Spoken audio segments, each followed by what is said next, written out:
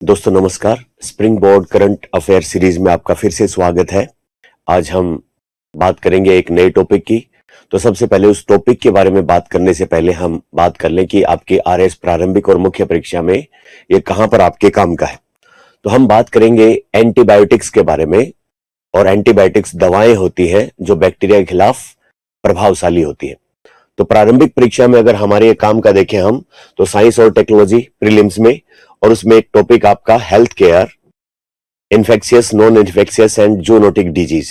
तो एंटीबायोटिक वाला पार्ट आपके हेल्थ केयर इस वाले सेक्शन में, स्वास्थ्य की देखभाल यहां पर काम का है।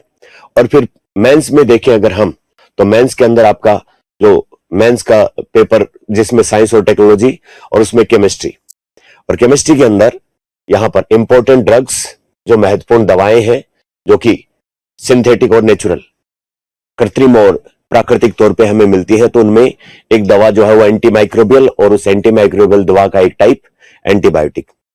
तो हम इसको क्यों डिस्कस कर रहे हैं? क्योंकि पिछले दिनों में खूब सारी ऐसी खबरें एंटीबायोटिक से रिलेटेड आई। जैसे मेरे पीछे यहां पर दैनिक भास्कर की खबर है, एंटीबायोटिक के गलत इस्तेमाल से देश में सेप्सिस के कारण 44.5% मौतें। एक गंभीर बात है। इसी प्रकार ये जो है वो हिंदुस्तान की एक खबर है अभी, जिसमें 21 सितंबर 2024 की, ज्यादा एंटीबायोटिक दवा बन सकती है मरीज की मौत का कारण। इसी प्रकार यहां पर आज तक की वेबसाइट पे खबर जिसमें लिखा हुआ है कि एंटीबायोटिक के अंधाधुंध इस्तेमाल से भारत में बड़े दवारोधी रोगजनक महामारी विशेषज्ञ ने चेताया। तो कुछ महत्वपूर्ण खबरें, और चूंकि ज्यादातर करंट में एंटीबायोटिक शब्द चलता भी रहता है, तो इसके बारे में हम जाने कि ये क्या होता है, इसकी खोज किसने की, क्या काम करता है, और अभी हमारे लिए क्या समस्या बना हुआ है और क्यों समस्या बना हुआ है। तो चलो फिर एक एक करके डिस्कस करते हैं। तो हम सबसे पहले शब्द एंटीबायोटिक के बारे में देखें कि ये होता क्या है। तो एंटीबायोटिक शब्द एंटी और बायोटिक। एंटी का मतलब होता है प्रति, प्रति का मतलब के खिलाफ, के अगेंस्ट में काम करने वाला। बायोटिक का मतलब होता है जीवों की। यहां पर जो जीवों के बारे में बात की जाएगी या जीव के बारे में बात की जाएगी, ये जीव है सूक्ष्म जीव, माइक्रोब्स कहते हैं इंग्लिश में इनको। तो जो बच्चे नॉन साइंस बैकग्राउंड से आते हैं, आर्ट से या फिर कॉमर्स से या इंजीनियरिंग जिन्होंने की है, उन बच्चों को माइक्रोब्स के बारे में थोड़ा कंफ्यूजन रहता है। तो हम टाइप्स ऑफ माइक्रोब की बात कर लें पहले। तो यहां पर माइक्रोब्स में सबसे फेमस जो माइक्रोब्स होते हैं वो बैक्टीरिया, जिनको हिंदी में जीवाणु कहते हैं। दूसरे होते हैं प्रोटोजोआ, जिनको प्रोटोजोआ ही कहते हैं। तीसरे आपके हो गए फंजाई, जिसको आप कवक कहते हैं। उसके बाद आपके हो गए वायरस, जिसको आप विषाणु कहते हैं। और उसके बाद कुछ वर्म्स, जिनको आप कीड़े कहते हैं, नोट कीट, कीड़े कहते हैं। तो ये 5 प्रकार के माइक्रोब्स हैं, सूक्ष्म जीव, जो हमें क्या करते हैं, बीमार कर देते हैं, हमारे को डिजीज या रोग फैलाते हैं हमारे में। देखिए ये माइक्रोब जो है वो अनेक प्रकार के हैं और प्रकृति में इनके अनेक कार्य होते हैं। लेकिन उनमें से कुछ जो सूक्ष्म जीव है, चाहे वो जीवाणु हो, प्रोटोजोआ हो, फंजाई हो, वायरस या फिर वर्म्स, उनमें से कुछ जीवाणु हमें बीमार भी करते हैं। जैसे बैक्टीरिया की अगर हम बात करें, तो इसकी वजह से हमें टीबी, ट्यूबरकुलोसिस या फिर कुष्ठ रोग, जिसको कोड या लेप्रोसी कहते हैं, या निमोनिया कहते हैं, या फिर हेजा टाइफाइड कहते हैं, ऐसे रोग बैक्टीरिया की वजह से होते हैं। प्रोटोजोआ की आप बात करोगे तो सबसे फेमस प्लाज्मोडियम, जिसकी वजह से हमें मलेरिया जैसा रोग होता है, या फिर अमीबा, जिसकी वजह से हमें जो वो दस्त लगना या डायरिया जैसी समस्याएं होती है। फंजाई के केस में बात करो, आप कोविड के टाइम पे याद करो ब्लैक फंगस डिजीज, या फंगस की वजह से हमारे सर में डेंड्रफ हो जाना, या फिर फंगस की वजह से दूसरी बहुत सारी समस्याएं जो है वो स्किन के ऊपर दाग, या फिर रिंग वर्म जिसको हम कहते हैं, वैसी समस्याएं। वायरस तो जुकाम के कारण, या फिर हमारा कोविड अभी पिछले दिनों वायरस जनित रोग था। वर्म्स जो है वो बच्चों के पेट में कीड़े रहते हैं, तो वो वाली चीजें। तो ये कुछ सामूहिक रूप से ऐसे छोटे जीव जिनको बिना सूक्ष्म दर्शी की सहायता के हम देख नहीं सकते, इनको सामूहिक रूप से माइक्रोब्स कहते हैं। अच्छा, इन माइक्रोब्स से जो रोग होते हैं, उन रोग के इलाज के लिए जो दवाएं हम काम में लेते हैं, उनको कहते हैं एंटी माइक्रोबियल ड्रग्स, प्रति सूक्ष्मजीवी दवाएं, एंटीमाइक्रोबियल ड्रग्स कहते हैं। उस एंटीमाइक्रोबियल ड्रग्स का क्लासिफिकेशन या वर्गीकरण करोगे तो जो एंटीमाइक्रोबियल ड्रग बैक्टीरिया को कंट्रोल करती है उन्हें सामान्यतः हम कहते हैं एंटीबायोटिक।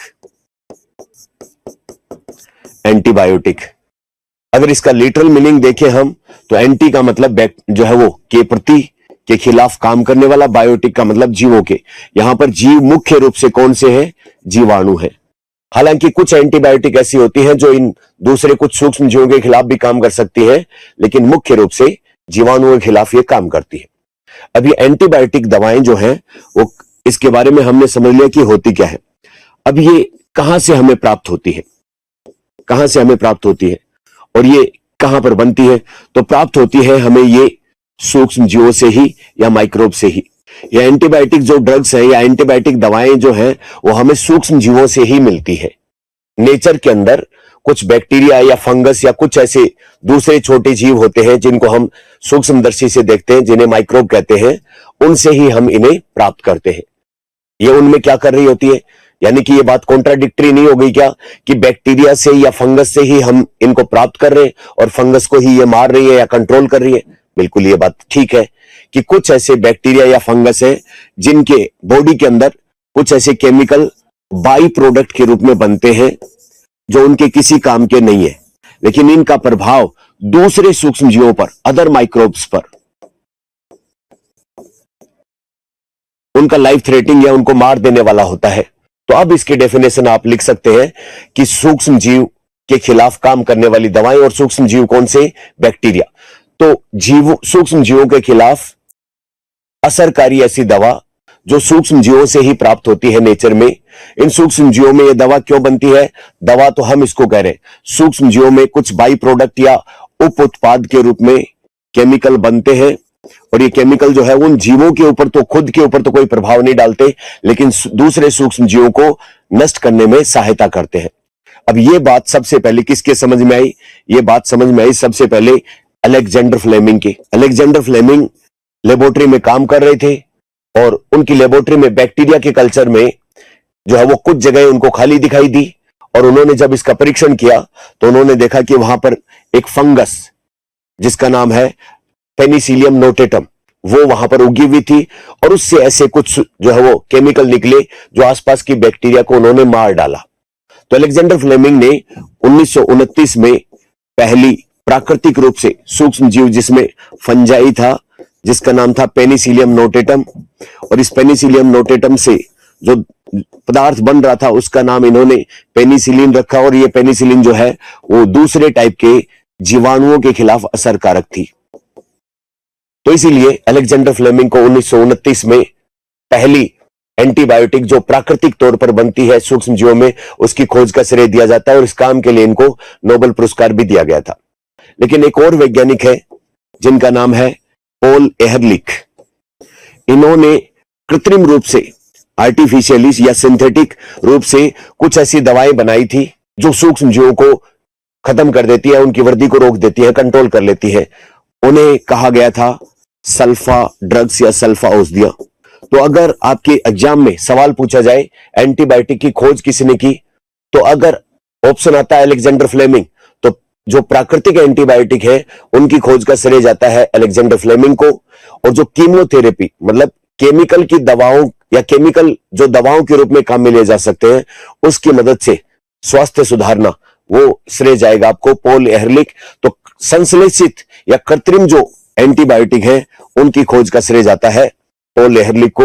1908 में इन्होंने ये काम करके दिखा दिया था।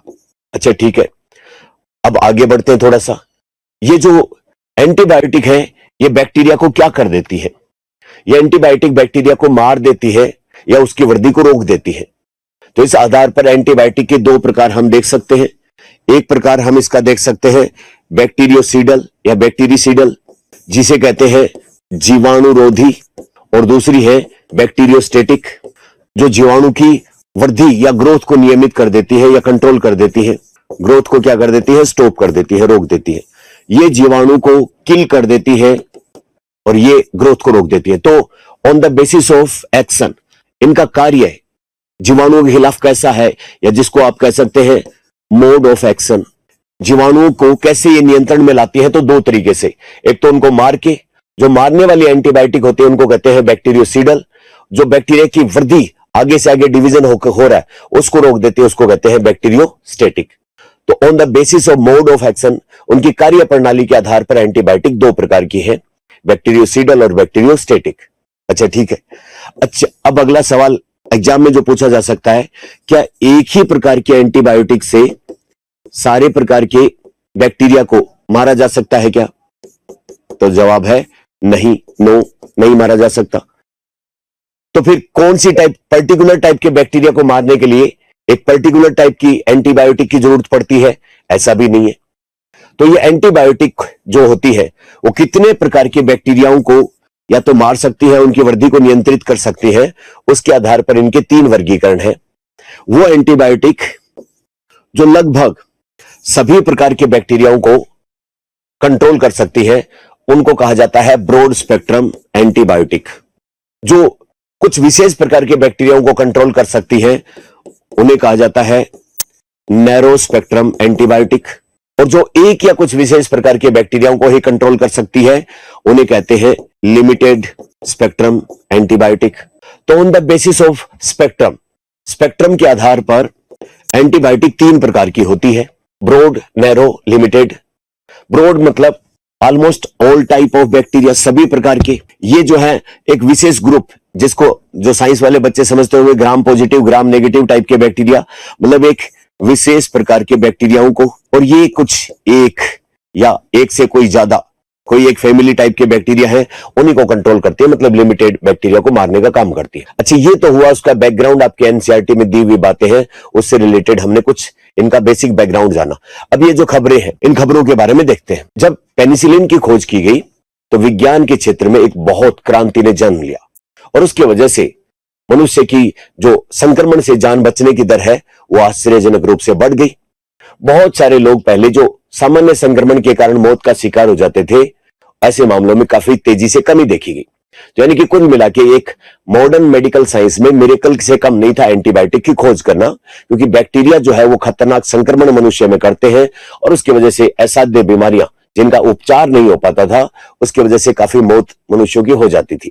अच्छा जब डॉक्टरों को इस बात का पता लगा तो बहुत बढ़िया, तो बड़े स्तर पर इनका उत्पादन किया गया और पूरी दुनिया में इनका उपयोग बढ़ गया। अब उसी प्रकार अब जब इनका उपयोग बढ़ने लग गया तो इनके उपयोग के दौरान हमने लापरवाही भी करना शुरू कर दिया। लापरवाही किस प्रकार की? छोटा मोटा भी कोई संक्रमण हो गया तो आवश्यकता नहीं है फिर भी हमने एंटीबायोटिक लेना शुरू कर दिया, या फिर एंटीबायोटिक लेना शुरू कर दिया, जो जीवाणु का संक्रमण हो रखा है वो संक्रमण खत्म नहीं हुआ उससे पहले एंटीबायोटिक लेना बंद कर दिया, स्टॉप कर दिया। तो जहां पर आवश्यकता नहीं है वहां पर एंटीबायोटिक का उपयोग, और एंटीबायोटिक के उपयोग के दौरान सावधानी नहीं रखना, मतलब उपयोग जो है वो समय से पहले इसका बंद कर देना। तो उसकी वजह से क्या हुआ, नेचर में कुछ बैक्टीरिया या कुछ जीवाणु जो है इन एंटीबायोटिक के खिलाफ प्रतिरोध विकसित करने लगे, यानी कि उनमें रेजिस्टेंस आ गई। आम बोलचाल में हम कहते हैं कि आजकल ऑल आउट से मच्छर नहीं मर रहे, कुछ वैसा ही इनके अंदर बैक्टीरिया के डीएनए में कुछ ऐसे परिवर्तन होने शुरू हो गए जो एंटीबायोटिक के उपयोग से अब मरना बंद हो गए।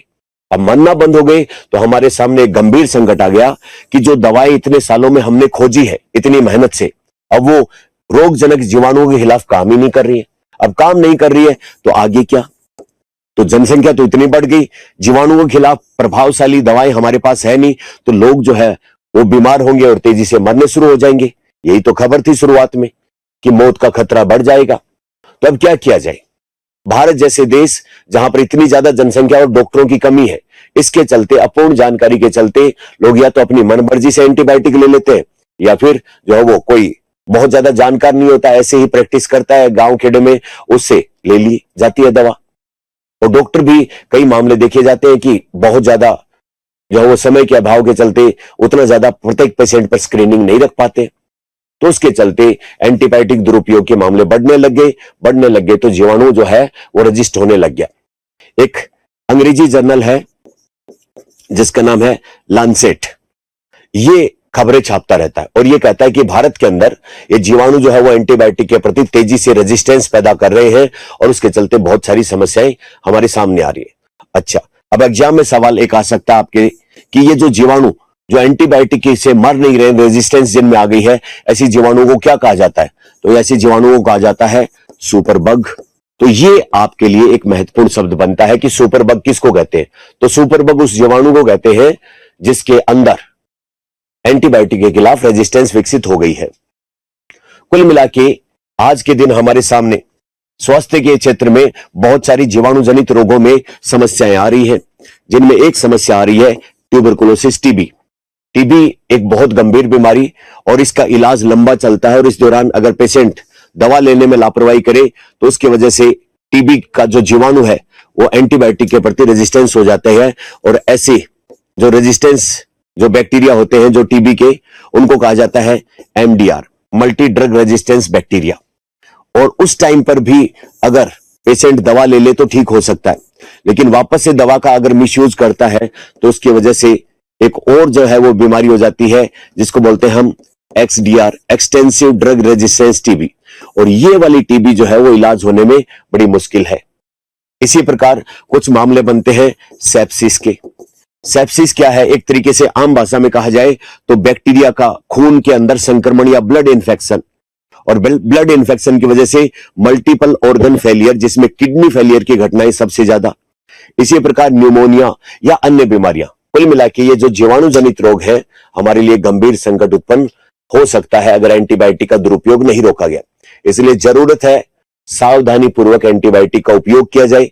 आवश्यक नहीं है तो एंटीबायोटिक नहीं लेना चाहिए, और एंटीबायोटिक अगर कोई व्यक्ति लेता है तो एक बहुत ही जो है वो प्रॉपर ट्रेनिंग किए हुए डॉक्टर की सलाह पे ही एंटीबायोटिक का उपयोग किया जा सकता है। तो कुल मिला के ये जो मुद्दे हैं एंटीबायोटिक वाले, इनसे रिलेटेड हमने बातें की, इनका बेसिक बैकग्राउंड समझा। मिलते हैं किसी ऐसे ही और इंटरेस्टिंग टॉपिक के साथ, तब तक के लिए धन्यवाद।